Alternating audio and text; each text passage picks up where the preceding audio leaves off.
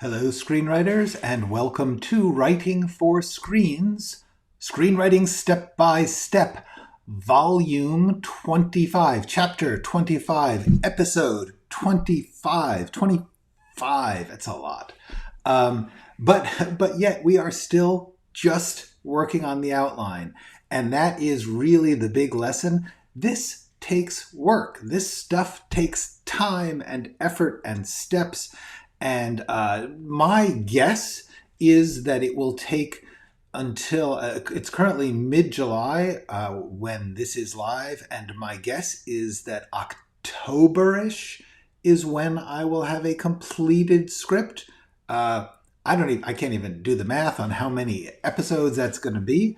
But that's what it's like, and that's really rushing. Frankly, that is really like giving you the zoomed up version.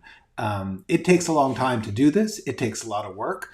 I am going to walk you through my experience of doing that work so that you see what it's like. I am here every Monday through Friday, if I can make it, at 3 p.m. Pacific Standard Time. Should you want to ask me almost anything live, you can. If for some reason you have a life and you're not available at that time, that's okay. You can still ask a question. Just go on to writingforscreens.com, where you will find all sorts of stuff about me and about what I can do for you. And you can push that contact me button and you'll be able to contact me. You can send me a message. Say, this is my question. I can't do live, but I want to know. And I will try and answer it. Likewise, if you were to write in the comments right here below this video, or any video, if you were to ask me a question in the comments, just type the question as a comment, or make it a question comment, it will go right to me. I will get it, I will consider it, I will figure out what I can tell you about it, and I will try and answer it here. Hey, hi gang, there's a bunch of you here. We got Wolf Powers, we got Exili, we got Dream Phaser, we got some regulars here. I've got regulars. Okay, cool. Welcome. Let us get right to work, because that is, writing is my life. Well, good, because that's what it takes. On the other hand, having a life, not a bad idea. Gives you something to write about. Let's work, because that is really the purpose of all this. Let us look at the notes and get right into it, because I just was working before I started here, as I often do, trying to get prepared so that I can show you something useful. And big stuff happened. Big. First of all, actually, I'm just going to do this quick. P for B Goat CJ Watson, no link there, in the comments gave a suggestion. The podcast should be called The Curious George Crimecast. And actually, I'm going to think about that, because there's some parts of that are very useful, particularly the Crimecast. But the problem with The Curious George Crimecast, as I promised CJ Watson I would explain, is it is copyright. You have to be really careful about using something which is published under someone else's copyright, because that is against the law. Maria, hello. So the answer is I cannot use the Curious George Crimecast, because Curious George is a published set of books, and I'm pretty willing to bet that's a trademarked name. It's a character. We couldn't get away with that. There's so much you can do on the internet when you're way below the radar, which you cannot do legally in the entertainment industry. So, alas, Curious George Crimecast cannot happen, but I loved the idea. Thank you. So, I'm getting right into the work here of, I was going through the outline. As I have mentioned, what you got to do is you go over it and over it and over it. That's just how I've been doing it. Oh, look at that. Beverly Wood is here. and I say to you hello right back from Los Angeles to England. Beverly, hey, good to see you. Yes, so, if this gets really popular and there's a lot of them, I won't be able to say hi to everyone individually. Luckily, we're currently a small crew per episode, so we'll keep doing that. All right, going through it, I opened up the outline, and I said to myself, the first thing I did is I said, okay, we gotta actually, in this first scene, I've got to actually come up with the nickname of the killer, the details of the killer, the story that is going to be presented by George in this first scene. That's a thing to do. Put it in pink here so that I can remember to do it. But then I was going down and I got to the next real big sequence was meet Madeline at the crime scene with the police. And as I did that, I thought, okay, we're going to meet the police person, Detective Elms here. And I began to think about what is the detective doing other than serving as an excuse for exposition, which clearly that'll be useful. That'll be great. Madeline has to explain herself, all that. So I am going to, but the Detective Elms is going to be an ongoing character, and I still couldn't quite get the detective's vibe. What was the detective doing? Is the detective on the case? And I had talked about the idea that the detective was sure it's a copycat because, and this is the thing that I got to. I was like, why am I doing it? What was I clinging to here? When you find yourself stuck, look at it and ask questions. Ask the question, what is it that's holding me back from new invention, from solving problems? In this case, I had in my mind, at some point earlier in the process, I had come to, well, the detective would be sure it's a copycat. I don't remember even why I thought that, but now that I think I thought, why? Why would the detective, like the first thing you would think, somebody is going out in public and saying, I am hunting a serial killer, and they get killed by that serial killer's MO, you got to take that seriously as the serial killer may have wanted to kill them because they were threatening to expose them. It's just a good idea. And all of a sudden, this just got simpler. I was like, yeah, the audience is just meeting this story. They don't need to be 12 steps ahead right now. The obvious answer is the serial killer did it. What that lesson is, I hope for you, is this is rethinking. It's a process of questions. Every day when you sit down to work, you start by asking yourself questions. What is this scene about? What does this character want? Why is this person taking this action now? What are the obstacles? What are the logic problems with the thing that I think I need to have here? So in going through this scene of like, okay, I know I need the cop. I know I need the exposition about Madeline. But then I was like, well, what is the cop really there for? And I realized I had gone too many steps in one scene. You are constantly rethinking stuff in the outline process. You don't just get it and it's locked and you move on. You're constantly, you come up with something later and it means you have to go back and change something earlier, or you need to ask yourself when you come into it again, and this is the value of coming to it again and again. Over time, your perspective changes.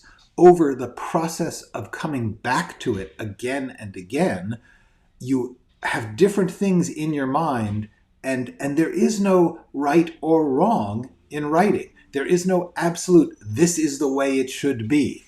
If you look at the stories behind the scenes of anything that you love, any great work of literature or a great movie or a great show, and you find out how they did it, you will be amazed always at the things that they absolutely thought they knew that they discovered differently as they went along. Sorry about the trash trucks outside. Hope it's not too noisy. Example of this, just a great one. Breaking Bad, truly magnificent series. The character of Jesse, the second lead, was originally intended to die at the end of the first season. He was there to give Walter a way into the drug world, but then he was disposable, frankly. He was a comic foil. He was going to be all these things. And when they started to work on the show with the actor, and they discovered the value that he was bringing, but also the engagement that the two characters, they just were open to, hey, we had an assumption here about this, but in fact, Jesse becomes the moral center of that series. And they did not know going in. They had no idea that that was going to be true. And now, when you look at it, you can't imagine that series without Jesse. But they didn't start that way. So Maria has accurately commented, it's a process of discovery. Damn right. Maria, by the way, I will get to your questions at the end. I'm trying to hold the questions till the end so that I can, anyone who's watching this trying to follow the work process, they won't get distracted. So let us get back to that work process. So when I was thinking about this, I realized, because, this just shows you, I left this here so that you could see it. This was it's like the archaeology of my thinking. I thought, what if for a reason for the cop to not believe it's the serial killer, they thought, well, maybe it's important to have the cops have already figured out that George didn't have any evidence. That's supposed to be a reveal later in the episode. And I was thinking, maybe I don't have to hold that off. Maybe it'd be good to get it right in front. That was dumb. That was a stupid idea. You will come up with lots of like, oh, maybe I should do this. Maybe I should do that. No, it's a great reveal. It's you can't do everything at once. The great thing about storytelling is reveals, is revelations, is unfolding of the knowledge of who these people are and what situation they're in. I keep pushing things forward, and that's a mistake, because the truth is we want to learn it step by step. We want to start with what seems to be a simple situation and then have it grow more complex. So they believe it is the serial killer. Because then when the serial killer calls at the end of the episode, that is much more bang for your buck of surprise. If in the first scene the police are saying it's probably not the serial killer, then when the serial killer calls and says it wasn't me, we'll be like, yeah, well, duh, they said that 35 minutes ago. This is just important to know. There are things that seem so clearly right in the process, and then later you come back to it, you look at it, and you just go, that was dumb. That was a stupid, stupid move. So I am changing it. I am changing the dumb thing. Believes that the serial killer killed George. And what's interesting about that is he would feel like George basically caused this on himself. But, talk about blaming the victim. This cop is going to be really blaming the victim, because he's going to be saying, George went out and instead of coming to us, ooh, that's a good point. Instead of going to the police, he went on the internet and put himself in danger. The Detective Elms, the more I think about it, has got to be pissed at George. Amateur sleuth, not going to the police with evidence and getting himself murdered.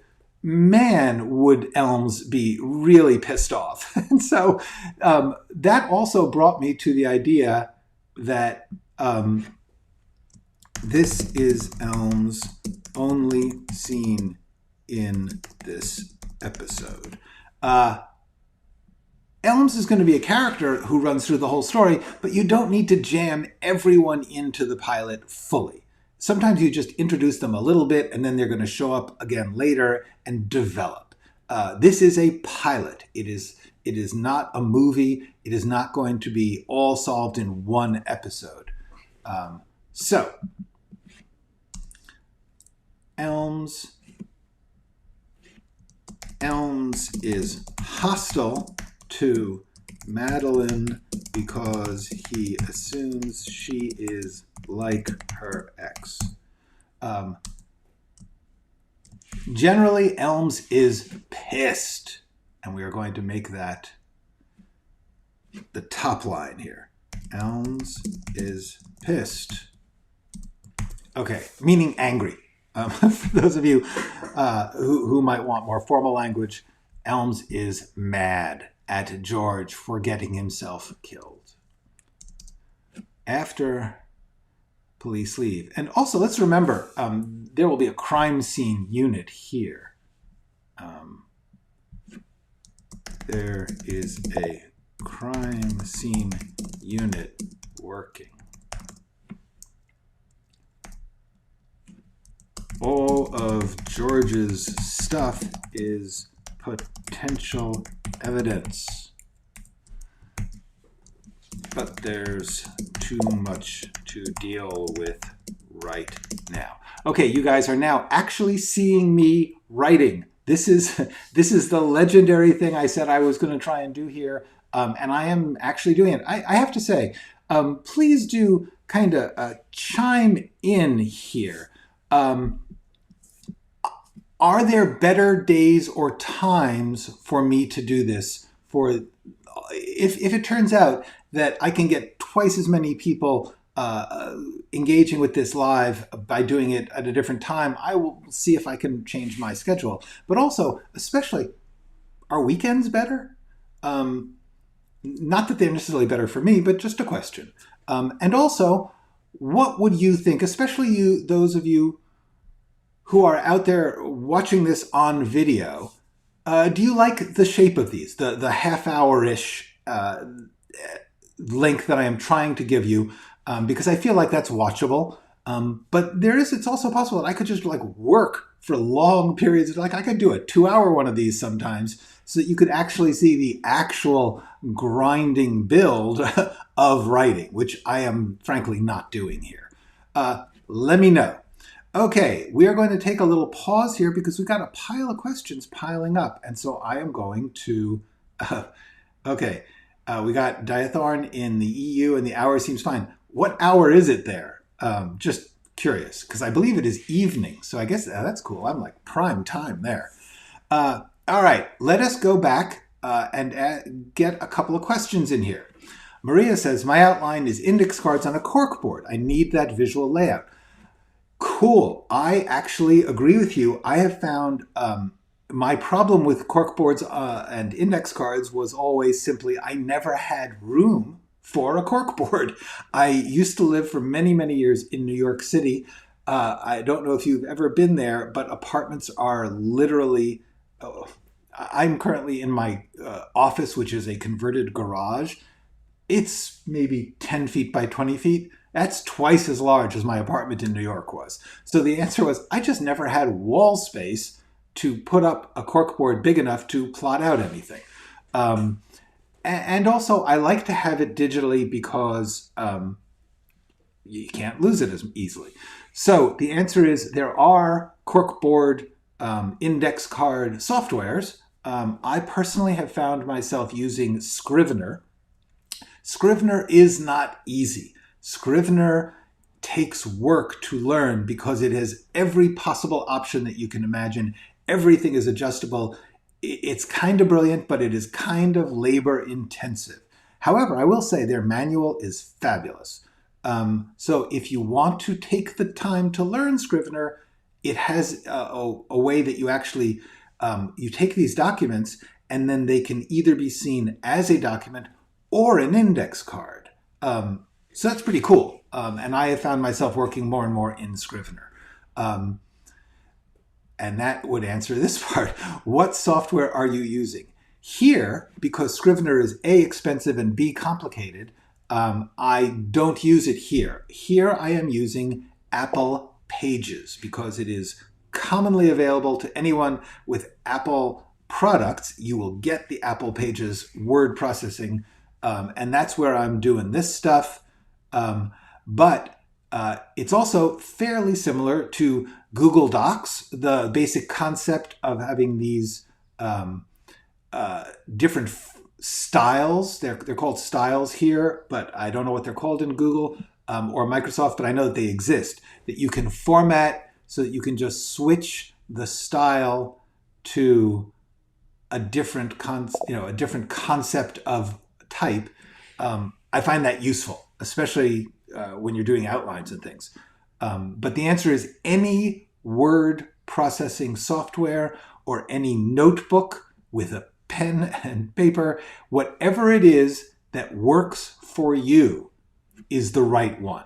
There is no important software. If you are writing a lot of scripts and you have the money, Final Draft is terrific. There are other screenwriting softwares, and I'm under the impression that they are really cool. I haven't used them because when I started working in the film industry, everyone said for production you have to use Final Draft, so I did. I know other people who don't. The other thing about Final Draft that's rather impressive is apparently in the latest version, in 12, I don't have it, but I have been told that they are taking a lot of that Scrivener-like index card, corkboard mentality and putting it into Final Draft. So this is a lengthy discourse on software, but it was a question. I'm answering a question. So yeah, I use Scrivener. I write scripts in Final Draft. I find the corkboard version of those softwares is nifty, but really you don't need any of that. You only need something that lets you distinguish between the headline of an outline and the text of it. And for me, the questions, anything where you can have a format which identifies the things that are ready to go and the things that are not ready to go. Like this is not ready. I haven't decided. Although I think actually 20 years. Look at that. We answered a question while answering a question. She was about 19 then and is 49 now. Is that right? Did I do the math right? 19, 20 years. Oh, 30 years. Okay. There we go. So that's one question. Next question. Is formatting really important when you send scripts to a producer?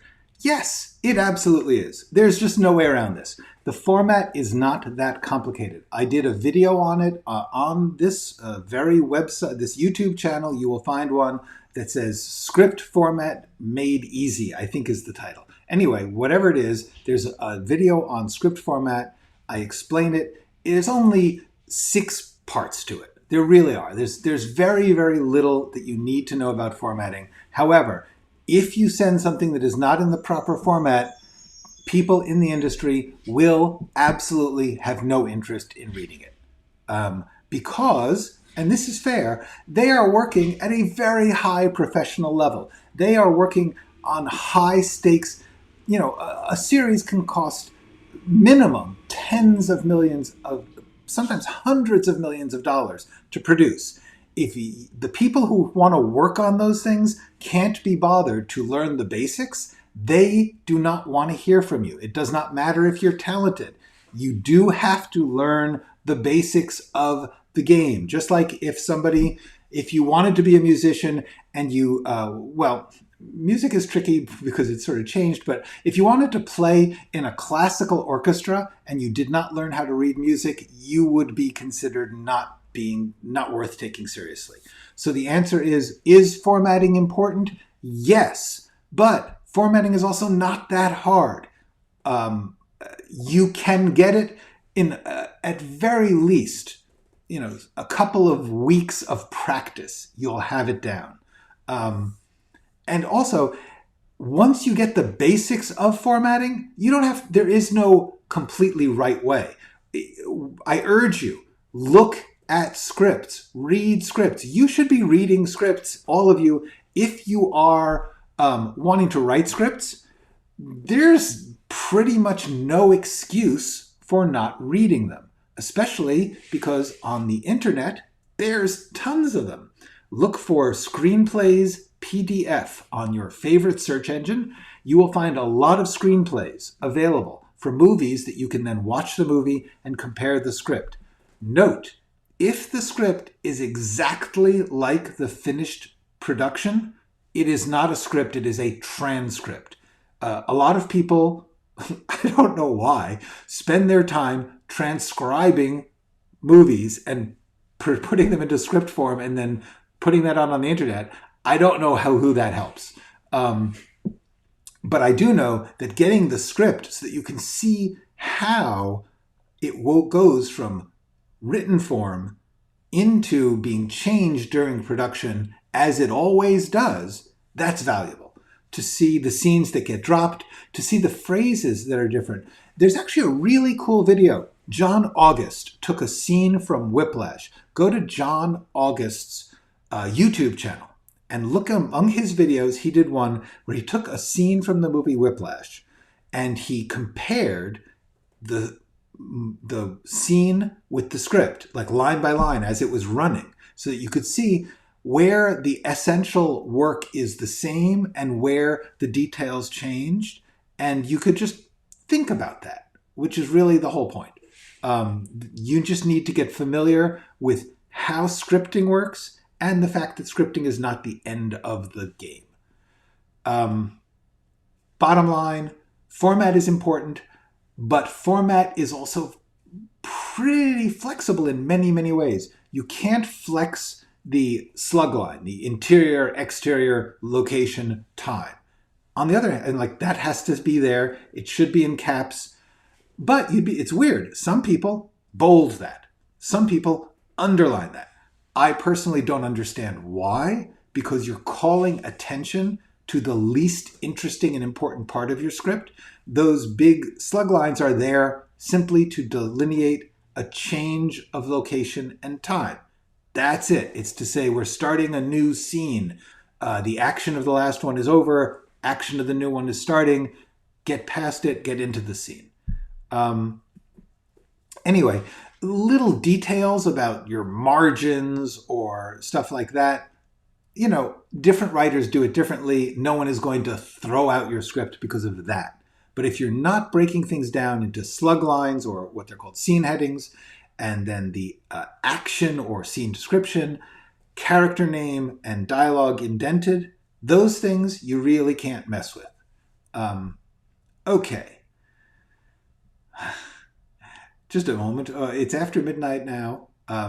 Could be sooner. Yeah, I can see that. 20 minutes past midnight. Guys, I really appreciate your being up for this. Thank you. Wolf can go longer. Yes. Whoever said that watching someone write isn't interesting. This cuts down to that question, which many people of most generations say, what on earth are people doing on YouTube watching someone play a video game? It actually can be interesting. I get it. Cool. Maria is in Stony Brook from New York. Oh, you get me about the apartments. Now in Phoenix, so time is pretty cool. I have never seen someone else grinding the writing part, so it would be appreciated. This is actually interesting. I'm learning here. Do you think Final Draft is worth it? Once again, Final Draft is worth it if you can afford it. That's like nothing is worth it if you're going to go into debt for it. No, not worth it. You don't need it until you have written a bunch of scripts, and in theory, those scripts are being produced. If you're not passing it on to someone else to use in the next steps of production, it doesn't matter. You could, in theory, write it in pencil if you were really, really careful, and make a PDF of a scan of it. And if it looks like typewriting, no one's going to know. The answer is you do not need expensive special software, but it does help. Final Draft will help you write faster in script format, because when you hit return or enter, it's going to go to the next form, stuff like that. It's cool. I think it's great, but you do not need it. What you need is to understand characters and scene shape and the value of cinematic writing and all this other stuff that software cannot give you. Okay. So, let's see. Okay, Maria bolds her scene breaks.